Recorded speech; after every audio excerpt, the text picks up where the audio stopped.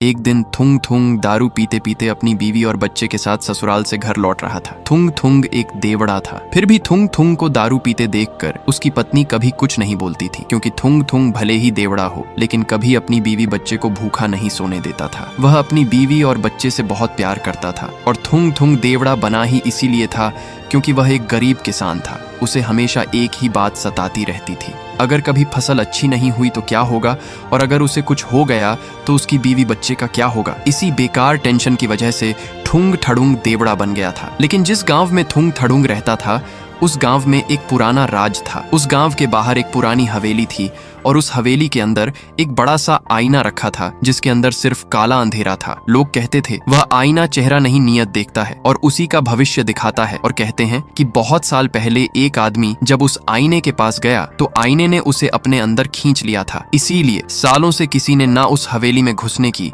और ना ही उस आईने में झांकने की हिम्मत की थी। एक दिन थुंग ढुंग उसी पुरानी हवेली के पास से अपने खेत की तरफ जा रहा था, तभी उसकी नजर उस हवेली पर पड़ गई। वह सोचने लगा, अगर यह आईना सिर्फ लोगों का भविष्य दिखाता है तो लोग इससे इतना डरते क्यों हैं। इसी सोच में वह धीरे धीरे हवेली के अंदर जाने लगा। लेकिन थुंग थुंग उस वक्त नशे में था, इसलिए उसे याद ही नहीं रहा कि वह आईना सिर्फ भविष्य नहीं बल्कि इंसान की नीयत भी देखता है। फिर वह हवेली के अंदर आकर चुपचाप उस अंधेरे आईने के सामने खड़ा हो गया और मन ही मन सोचा, बस इतनी सी दुआ है मेरी मेहनत रंग ला जाए, मेरी बीवी बच्चे भूखे ना सोए। और तभी आईने के अंदर उसका चेहरा नहीं दिखा बल्कि हरी हरी खेती लहरा रही थी। सुनहरी फसल हवा के साथ झूम रही थी और उसके घर से हंसी की आवाज आ रही थी। थुंग थुंग की आंखों में आंसू आ गए। वह बिना कुछ बोले आईने के सामने हाथ जोड़कर वहां से चला गया। पर यह सब गांव का एक चोर छुपकर देख रहा था। ये सब देखते ही उसके मन में लालच आ गया। वह सोचने लगा, गांव वाले झूठ बोलते हैं, यह आईना तो जादुई है जो लोगों का भविष्य उजाला करता है। शायद इसलिए गांव वाले सच छुपा रहे हैं ताकि सिर्फ वही अपना पेट भर सकें। क्या पता मैं भी आईने के पास जाऊं और एक ही दिन में कोई बड़ा हाथ मार लूं। यह सोचकर वह चोर भी आईने के सामने जा खड़ा हुआ और बोला, बैंक लूटूंगा, दुनिया का सबसे अमीर आदमी बनूंगा